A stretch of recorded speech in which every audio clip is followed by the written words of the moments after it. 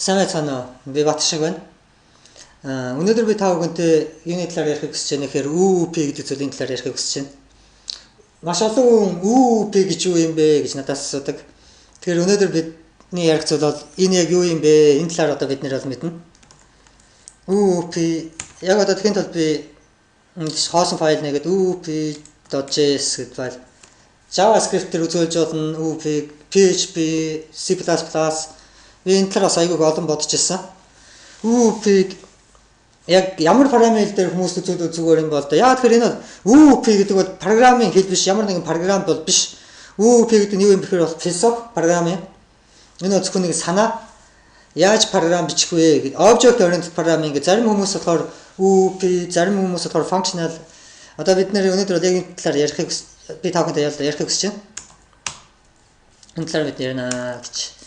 Тэгэхээр хамгийн эхлээд проблем юу гэхээр хамгийн ихэнд хүмүүс тарлаад одоо байгаа хамгийн ихэнд яагаад энэ видео хийх болсон бэ гэхээр ÜÜП гэж юу яг юу юм бэ? Ямар ч төрн юм бэ те? Тэгэхээр ÜÜП гэдэг бол object oriented programming гэсэн үгний товчлол хамгийн ихний үсгэд. Энэ ÜÜП гэдэг зүйл хаанаас гараад ирсэн? Ямар ч түүхтэй юм бэ гэх юм бол энэ бол бүр 1984 оноос эхэлтэй. Гэхдээ 84 онд би бол төрөөгүй байсан. Би бол одоо залуухан программист 28 настай. Тэгтэл намайг төрөхөөс өмнө программистууд тэр үеийн программистууд хамгийн анх бол C гэдэг програмыг 69 онд одоо эртнээс миний мэдэх биднүүд гэх юм бол C гэдэг хэл байгаа. Бүр доод түвшний. Анх 1969 онд пабликт одоо 59 онд лөө гарч ирсэн. Одоо дээр үеийн одоо 60-ын онд 64 онд Apollo NASA-гийн Apollo project өрсөн. Apollo гэдэг ер нь програмуудыг бичих хад бол C дээр бол бичсэн гэж ойлгож байна. Тэгэд 1984 онд C++ гэдэг програмыг гарч ирсэн анх пабликт. Уул нь 79 оноос эхэлж хийгдэж байгаад 84 онд яг жинхэнэ анхны паблик дээр гарсан байгаа. C++ гэдэг програмыг нь анх гарч ирэхдээ C++ нэртэй гарч ирээгүй. C with class гэсэн нэртэй гарч ирсэн. C програмын хэл гэхдээ classтай гэж. Тэгээ орчин үед одоо C болон C++ гэж ингэж ярьдаг. C болон C++ программистууд. Яг тэгэхээр C++ дээр C код бичсэн ч гэсэн яг адилхан ажиллана гэсэн үг. Ямар ч C++ програм дээр програмын хэл дээр компайлер ойлгоно C кодыг бол C++ нь class гэдэг зүйлийг нэмж гаргаж ирээ data type. Тэнд юу болсон бэ гэхээр object oriented programming гэдэг зүйл анх үүсч гэлсэн. Бүгд object дээр суурилсан одоо програмын хэлнүүд гэж. Тэр үед бас Lisp гэдэг програмын хэл бол байсан. Одоо ч гэсэн байгаа. Гэхдээ Lisp-ийг бол би бол сайн мэдгүй. Харахад бол надад үнэн солиотой програмын хэл харагдав. Тэгээ би бол сураагүй. Диш бөө хаалт дугаатад яг иймэрхүү одоо Lisp код чинь гэх юм бол нэг иймэрхүү харагдана. Да ла диш. Тэгсэн чинь дахиад X дээр нэмэх нь дахиад ла тэгээд баахан дугуй хаалтад толгой иргмээр хэцүү.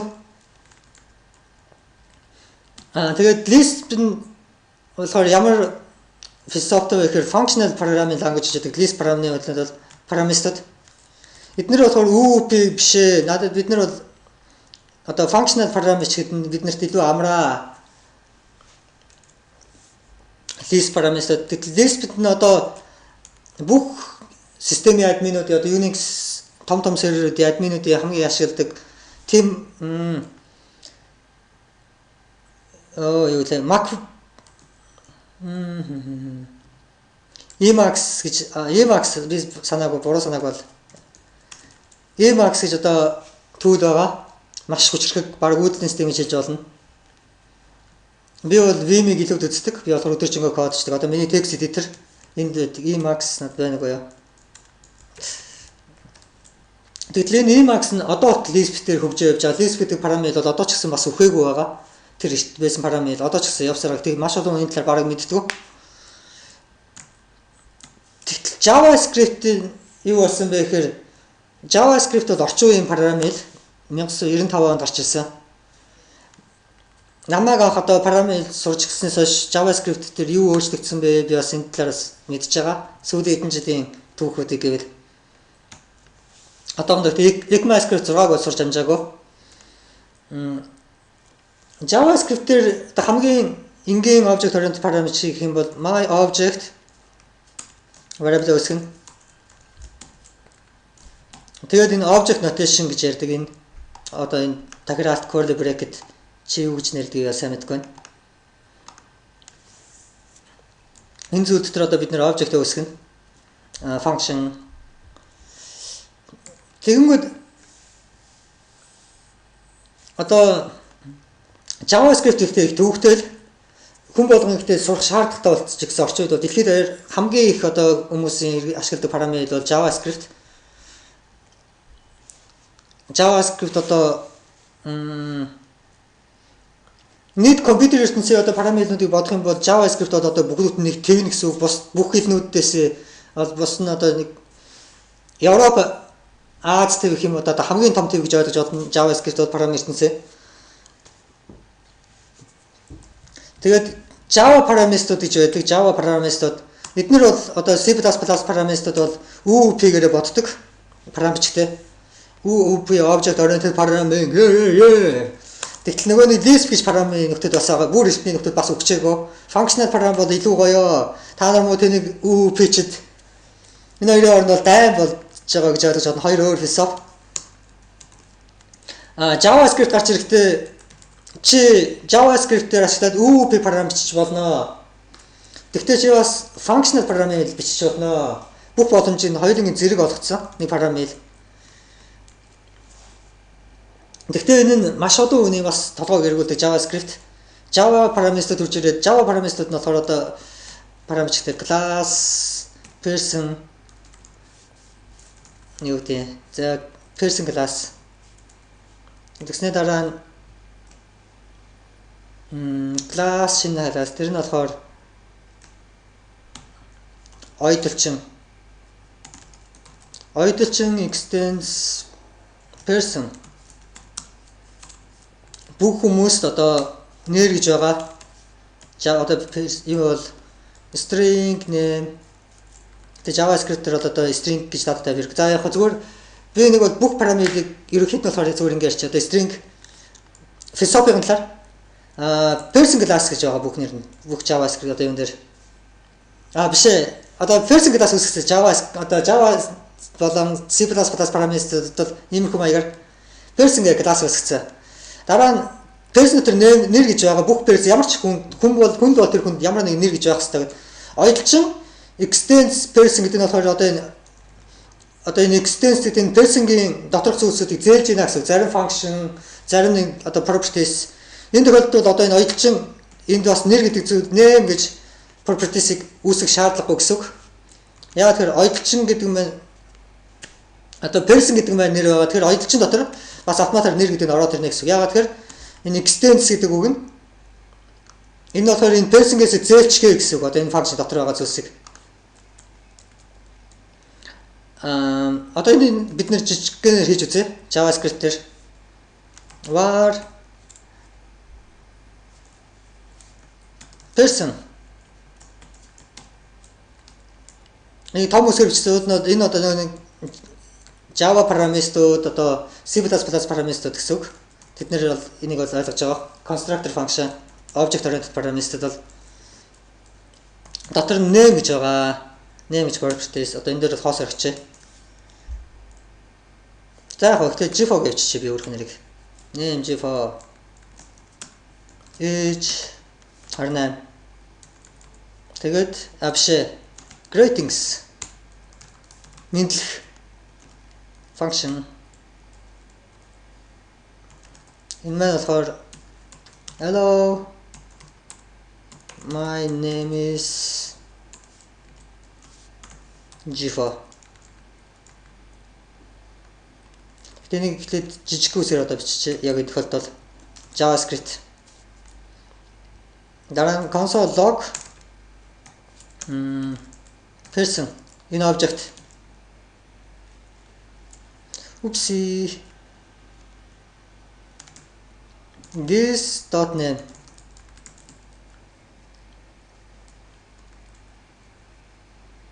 use strict. Okay.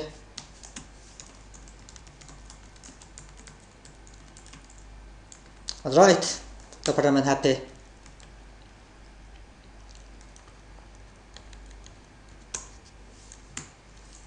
Node up одоо энэ object JavaScript object дотор name гэдэг properties дотор нь бол одоо G4 гэсэн утгатай greeting гэдэг function байна. Одоо би энэ person.greetings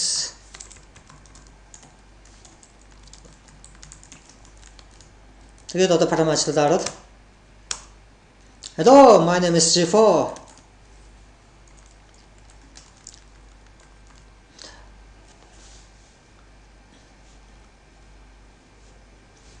Тэнгүүд одоо энийг JavaScript-ээр бид нэр болохоор одоо энэ constructor function гэдэг зүйл одоо бол байхгүй. Гэхдээ бид нэр одоо энийг өөрсдөө JavaScript-ээр бол яг object oriented programming одоо ECMAScript 5 дээр бол чи өөрөө шинээр бүтээх хэрэгтэй болно. Чи 3 өөр янзаар object oriented programming бичиж болно. JavaScript-ээр яагаад энэ зүйлийг гэхээр сүүлд нь одоо надад харахад бол айгүй гоё санагддаг. Одоо буцаад хуудсан UP баягаар бичиж person гэдэг класс. Дотор нь name G4 greeting тэнцүү function саяны шиг дараа класс хөгжимчин extends person хөгжимчин ч гэсэн хүн мөн хөгжимчин ч гэсэн бас нэр хэрэгтэй object greeting ч юм уу хэрэгтэй гэдэг. JavaScript-ээр бол одоо зөвхөн зээж авдаг эндээс. Гэхдээ JavaScript биш одоо хуучны одоо C++, Java ч юм уу одоо Ruby parameter-д бол тэгж бодож байгаа. PHP ч гэсэн object oriented parameter-д бол эндээс зээлнэ одоо эндээс. Тэгтэл JavaScript-ийн юу нэг илүү гой санагддаг гэхээр чи зээл биш бас халдаач чаддаг. Одоо inherit гэж ярьдаг энэ зүйлийг зээлхийг нь. Одоо JavaScript-ийн жишээлбэл ямар ч хамаагүй inherit гэдэг 3 дахь function, 3 дахь inherit function. Энд би одоо class ойдолчин гэдэг үсгч ойдолчин. Энэ нь бол ямар ч одоо extend хийгээгүй person гэдэг бол тусдаа нэг class, ойдолчин гэдэг бол тусдаа нэг class. Inherit гэдэг function бол тусдаа бас нэг өөр нэг function. Function inherits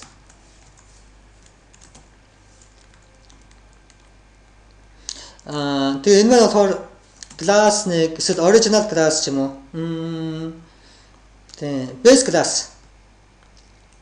Base class тэгээд target class. Тэнгүүд base class нь болохоор person. Тэгээ target нь болохоор ойдолчин. 3 дахь function одоо энэ дотор бол ямар нэгэн JavaScript хийчихэд явагдана гэсэн үг. JavaScript edit. Тэгээд ямар ч хамаагүй одоо энэ ойдолчинтай ямар ч хамаагүй personтэй ямар ч хамаагүй 3 дахь function энэ function-гийн дотор байгаа зүйлсийг ойдолчин гэдэг рүү зээлүүл одоо өгч чинь нэгсэндээ бараг нэг халдаах гэх юм ааш вирус халдааж байгаа шиг гэж ойлгож байна. Зөвхөн одоо энэ зүйл бол яагаад шийм зүйл бол боломжтой гэж бодогдохгүй. Одоо C++ параметрууд Java параметруудад бол тэгтэл JavaScript параметрууд болохоор энийг ингэж халдаадгаараас хийж болно. Тэгээ яаж хийж болох юм бэ? Эсвэл ойдолчин гэдэг нь ойдолчин энэ person-гээс зээлж болно. Эсвэл person гэдэг нь энэ ойдолчинд бас халдааж болно. Хоёр тийшээ гэсэн үг. Аль алингаар нь тэгээд анх би үүнийг нь сонсчоод бол бас гайхаж ирсэн. What? Халдаа нэхэр юу гэсэн үг 3 дахь function энэ ойдолчин биш. Одоо person биш одоо ямар ч хамаардаг 3 дахь нөхөр орж ирээд нэрийг холион бадаг энэ утгана гэхэр хооронд нь. Гэхдээ энэ бол чи яг энэ зүйлсийг нь сураад ирэх юм бол чам JavaScript параметруудад болохоор арай өөр зүйл бодогдож гарч ирнэ. Одоо маш олон хүнээс асуудахад надад яагаад би нэг ярьж байгаа нөхөр чи яагаад object oriented programming OOP гэдэг зүйлийг сурах гээд байгаа вэ те. Тэгэхээр тэр талаараа сайн мэддэггүй. Яг OOP гэдэг нь яг юу юм, functional programming гэж юу юм бэ те. Зарим хүмүүс бол OOP гэж байдаг, functional programming гэж байдаг. Гэхдээ 3 дахь гэдэг нь бас байгаа гэдгийг бас бодож мэддэггүй. Яг тэр JavaScript Ninja нар гэх юм уу да. JavaScript Ninja нар гэж бол би бол ярьдаг. Нөхдөд JavaScript-ээр янз бүрийн бас юмнууд хийдэг. Тэрний яасан бэ гэхээр энэ JavaScript параметрууд бид нэр болохоор арай өөрөөр бас боддог. Окей. Object oriented OOP одоо параметрууд нь OOP-гээр бодоод бичгээ. Яг class, person тэд нар болохоор өөрсдөө JavaScript-ээр одоо OOP-г үүсгэх гэсэн одоо жишээлбэл underscore гэх library байгаа. Extends гэдэг jQuery extends гэдэг одоо OOP style гэсэн үг inheritance гэдэг. Гэтэ Angular JavaScript гэж байгаас modular programming одоо server side одоо backend Java дээр Node JavaScript гэж байгаа. Node JavaScript-ээр бид нэр npm гэж ашигладаг. Node package manager гэж. Одоо Ruby-гийнхэн бол gem гэж ашигладаг. PHP дээр бол artisan юу вэ? Composer гэж байдаг санаад чинь PHP дээр бол. Тэгээ энэ над дээр суудсан байна. Composer. Bower гэж бас байгаа. Энэ болохоор JavaScript бид нэр modular гэдэг зүйлийг бас 3 дахь юуг бол гаргаж ирсэн гэж ойлгож байна. Programming style, modular programming style гэж. Энэ болохоор чи OOP вэ нүү? Functional programmist вэ нүү хамаагүй. Зарим нэг хүмүүс нь одоо 3 өөр баг ажиллаж байгаа гэж хэлдэг. Жишээлбэл зарим хүмүүс нь нэг баг нь болохоор OOP программистууд OOP технологиор ашиглаж бичиж байгаа. Нэг гэсэн болохоор functional programmistууд functional технологиор ашиглаж бичиж байгаа. Тэгвэл би одоо 3 дахь нөхөр modular programmist OOP functional дээр юуг нь мэдэхгүйгээр би шууд өөрийнхөө параметрууд modular programmist нь болохоор одоо хааны болж мэдэхгүйгээр хэн бичиж хамаагүй бид нар болохоор хоорондоо ингээд юмудаа шалаад ашиглаад байж болдог. Тийм зүйл байгаа. Одоо миний жишээлбэл би энд одоо үзүүлэх юм бол одоо яг энэ фолдер дотор бол ганцхан OOP.js гэсэн файл байна. Энэ дотор би npm install g4 event dispatcher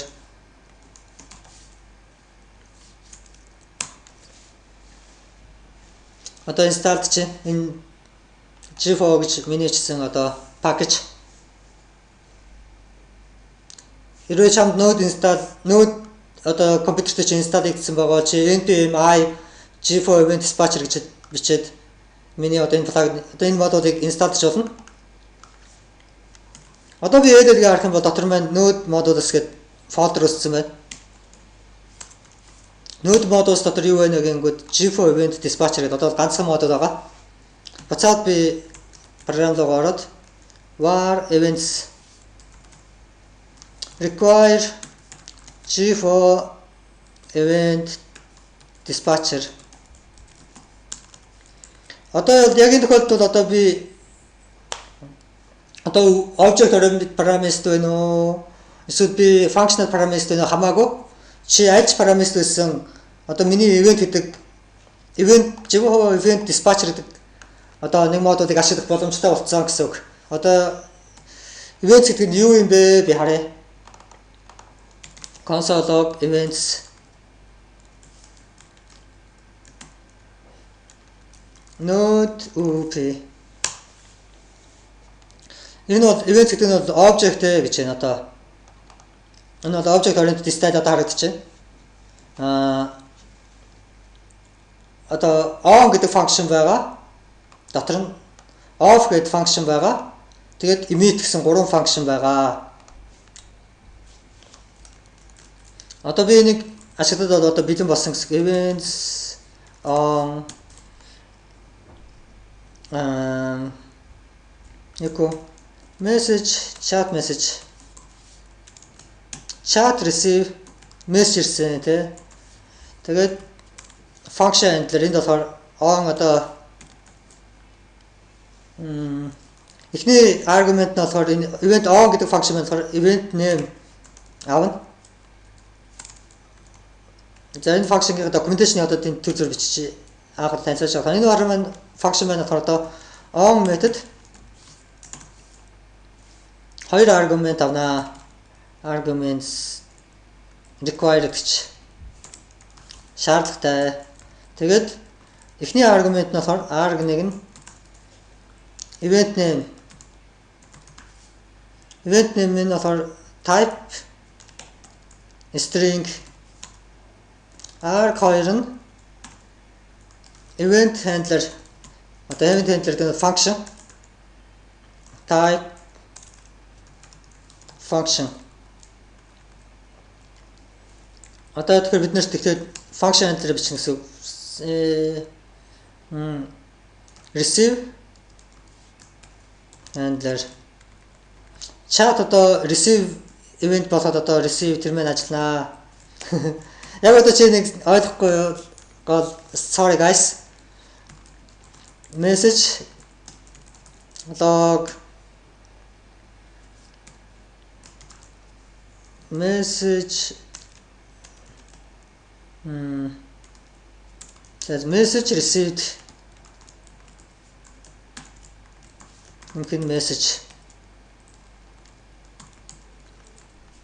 Одоо events маань болохоор энэ одоо тэмдэглээд авсан байгаа. Ямар нэгэн одоо chat receive гэдэг event болоход receive handler энэ function би ажиллуулнаа. Энэ function юу гэхээр маш энгийн зүйл message гэдэг зүйл ганцхан аргумент авна. Энэ болохоор string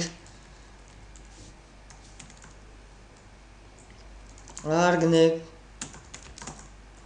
type string. Тэгээд энэ маань болохоор message-ийнхаа өмнө болохоор дөрвөлжин алт дотор ирсэн message гэж чинь. Тэнгүүд дараа нь өөр нэгэн параметр одоо өөр баг гэсэн үг. Нөгөө хүмүүс тэд нар болохоор одоо functional parameters бас өөр параметрууд юу ч байх нь хамаагүй. Тэд нар миний events гэдэг нэг require хийж оруулж ирээд одоо миний энэ модуль гэсэн үг. Энэ бол миний одоо бичсэн require гэдэг модуль байна. Гэхдээ биш event for event dispatcher гэдэг. Тэнгүүд одоо энэ chat параметрууд өөр параметрууд нь chat программистууд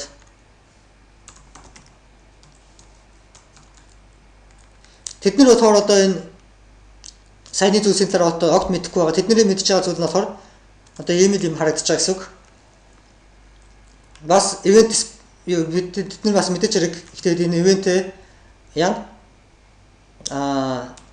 одоо өөрсдөө параметр оруулж ирнэ require хийж import include энэ гэсэн үг. Тэднийх дээр бас нэг иймэрхүү харагдаж байгаа гэсэн үг. Events тэгээд тэр хүмүүс параметр бич дуусаад энд одоо тэдний chat програм кодод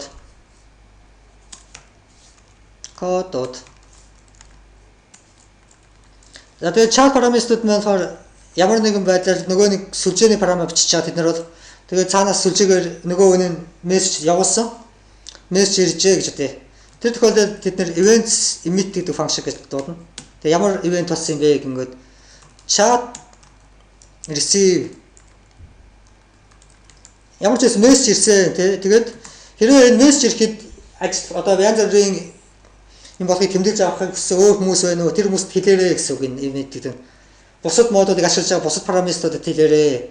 Chat дөнгөж сая одоо сүлжээний параметрууд нь болохоор дөнгөж сая бидэнд мессеж ирдээ шүү гэж хэлж байна. Тэр нь болохоор цаас ямар мессеж ирсэн. Одоо энд бол бид нэр зохиогоод тийм гэсэн үг. Жишээлбэл hello are you there? Чи тэнд байна уу? Намаа сонсож байна уу? Асуудал нэтэ. Хэрвээ одоо энэ JavaScript параметрууд одоо энэ chat параметрууд бол JavaScript биш. Chat хийж байгаа параметрууд нь одоо function параметр байна уу? UP байна уу? Modular параметр байна хамаагүй. Тэд нар болохоор одоо энэ receive гэдэг одоо event-ийг хийж одоо энэ дамжуулж байна. Object. Дөнгөж сая ийм зүйл болчлоо. Над дээр мессеж ирлээ. Тэгээд тэр мессеж ирэхэд мэддэгдэр гэсэн бусад параметруудад одоо энэ зүйлийг хэлээрээ ирсэн мессеж чинь энэ шүү. Тэр нь болохоор hello are you there гэдэг мессеж ирсэн. Тэнгүүд одоо буцаад дээр очингууд энд болохоор нөгөө нэг мессежийг одоо дэлгэцэн дээр нь зурж байгаа программистууд гэж тий дизайн хийж байгаа урдлын фронт-энд девелопер ч юм уу тий мессежийг одоо дэлгэцэн дээр зурж байгаа график интерфейсийг хийж байгаа программистууд тэд нар events on receive юм болоход энэ функшн ажилуулаарай гэсэн. Тэнгүүдээ тэр бид нар болохоор өөрсдийнхөө өмнө нь ирсэн мессеж гэдэг хаалтанд тавьчихна. Одоо энэ мөнгөөр харагддаг ч юм уу эсвэл явуулсан мессеж, ирсэн мессеж, явуулсан мессеж тэд нар болохоор ялгаж харагдуулах гэж байгаа гэсэн. Одоо энэ маань ажиллаад харъя. Node UP message received. Дөнгөж сая надад руу ийм мессеж ирчлээ. Одоо энэ бол модулер программын хамгийн гоё юм. Би бол одоо өнөөдөр модулер програм бичих илүү дуртай болсон. Одоо бол энэ дахиад UP биш болсон. Энэ програм бол модулер програм нэрийн солиход бол UP биш ээ. Наача модулер JavaScript. Node modular. Одоо front-end JavaScript дээр одоо modular програм гэх юм бол Angular JavaScript гэж байгаа Google хэлсэн. Маш хүчрхэг. Өнөөдөр би бол Angular JavaScript одоо маш дуртай. Back-end дээр болохоор би бас modular npm module гэдэг одоо ашиглаж байдаг өөрийнхөө. Тэгээд зарим үедээ би object oriented програмын бичин, зарим үедээ би functional програм бичин, зарим үед холиод бичин, зарим үед modular програм бичин. Энд JavaScript-ийн хамгийн гоё нь байгаа. Тэгээд UP гэдэг нь болохоор юу юм бэ гэдэг одоо дахиад буцаад харах юм бол UP гэдэг бол ерөөсөө object oriented programming бүх зүйл бол object байх ёстой. UP бол бүх зүйл object одоо ямар ч тэнд өөр зүйл байхсгүй, суу зүйл гэж байхсгүй. Бүх зүйл бол object-ууд нь хоорондоо яриад алим гэдэг бол object, ширээ гэдэг бол object, сүлжээний програм ч гэсэн object, бүх зүйл object. Тэгээд энэ нь юу гэсэн философи гэхээр нөгөө зээлнэл гэсэн үг. Одоо person гэдэг хүн игээд person дотор бол нэр бол байх ёстой. Ямар ч байсан нас гэж байх ёстой. Тэнгүүд дараа эндээс ойдлчин зээлээ. Ойдлчин гэж шинээр үүсэхтэй. Ойдлчин дахиад нэр нас гэдгийг үүсгэх хэрэггүй гэсэн үг. Object ороод энд бол ойдлчин мэрэгжил. Мэрэгжил гэдэг дээр нь ойдлчин чим энэ тэнгүүд ойдлчингийн нэр хий юм бэ гэдэг автоматар эндээс зээлээд ойдлчин гэдэг бол нэртэй болчихсон, настай болсон байдаг.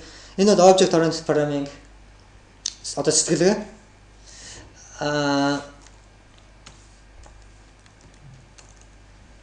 Functional гэдэг нь болохоор ямар ч object гэж байхгүй. Бүх зүйл одоо function тайгаа яриад function-тайгаар компьютер гэдэг бол тэр чигтээ function үүднээстэй бол бүгдээрээ function бүх зүйл function энэ хамаагүй дээрээ гэсэн. Гурав дахь нь болохоор одоо object oriented гэж юу болохыг бол тэ ойлгосон гэж найж надад асуужсан. Object oriented бол ямар нэгэн шинэ програм биш. Ямар нэгэн одоо тийм техник бол биш. OOP гэдэг нь болохоор одоо тийм философи гэсэн үг. Яаж одоо эндээс зээлж авч явах вэ те? Гэтэ JavaScript дээр болохоор ганцхан зээлдэггүй. JavaScript дээр бас халдаад чаддаг. Ойдлчин гэж одоо ойдлчин person энэ хоёрыг зүгээр хооронд нийлүүлээ 37 бодоолгоо 3 дахь их үнэхээр гарч ирэл хооронд нь хольж удахсан ч бүр чадна. JavaScript бол янз бүр болж болдог бас програм ил. Тэгэхээр JavaScript дээр бол надад бол JavaScript бол хамгийн гоё хэл шиг санагддаг. Маш хүчрэхэг, маш уяатан. Одоо дараа нь functional programmist гэж байгаа. Бид нар болохоор арай өөрөөр сэтгэдэг бүх зүйл бол function. Программи болсон байх юм гээд нэг компанид программист, хоёр программист ажиллаж авсан чинь нэг нь functional programmist, нөгөөд нь object oriented programmist. Энэ хоёр хамтраад ажиллаж чадахгүй болохоо яваад гэсэн. Нэг нь одоо web технологи дээр бол front end developer гэж байгаа. Уртлын одоо graphic interface нэтээр бүх юмыг зурж байгаа animation. Тэгтэл back end developer гэж байгаа. Server дээр болж байгаа бүх зүйлсийг хийж байгаа. Энэ хоёр хоорондоо нийлээд програм бичих гингүүд асуудал гарч ихтэй тэгэхээр юу болсон бэ? Яах вэ гэсэн чинь JavaScript бид нар бол одоо modular программистад modular энэ бол орчин үеийн шинэ технологи өөрөөр сэтгэя. Modular нь яадаг вэ гэхээр бүх зүйл модуль байх ёстой. Модуль нь functional байна уу, object oriented байна уу хамаагүй. Энэ модультайгаар бүх зүйл модультайгаар байна. Одоо нэг компанид object oriented parameterуд байлаа гэж бодоход тэднэр нь object oriented дээр модуль параметрээрээ functional parameterуд нь болохоор functional style-ээр бичсэн чсэн модуль параметрээрээ гурвалгч нь болохоор таны object oriented бичсэн parameter, functional parameter ямар ч хамаагүй. Модулаар нь хоорондоо модультайгаа яриад модулаар цагцаа явчихнаа гэсэн. Үгээр миний өнөөдрийн видео дууслаа. Тэгээд энэ хүү видео чам таалагдсан бол доор subscribe, like дараарай. Ирээч subscribe хийгвэл. Тэгээд comment хийрээ. Ойлгоогүй асуух зүйл байвал ямар нэгэн зүйл байвал. Тэгээд видео минь үзсэнд баярлалаа. Дараагийн видеоор уулзлаа. Баяр таа.